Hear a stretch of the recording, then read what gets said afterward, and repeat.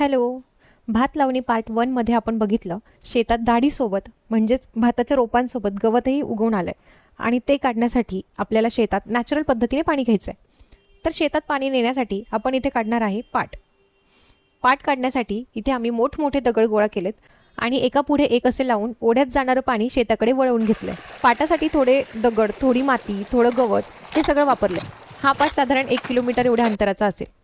तर ह्या पाट काढण्याच्या प्रोसेसमध्येच जवळपास आमचा अर्धा दिवस संपलेला आहे आणि आता आम्हाला लागलेली आहे खूप खूप खूप भूक. त्यामुळे शेतात पाणी भरेपर्यंत आम्ही इकडे मस्त वनभोजनाचा आस्वाद घेणार आहे.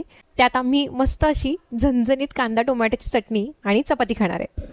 तर आमचं जेवण होईपर्यंत इकडे शेतात बरंचसं पाणी भरलेलं आहे. शेतात पाणी आल्यामुळे माती मस्त अशी मौसूद झाली आहे आणि त्यामुळे गवत उपटून काढायला सोपं जाणार आहे. इथे आता आम्ही गवत काढण्याची प्रोसेस सुरू केली आहे आणि यासोबतच आजचा दिवसही इथे संपलेला आहे.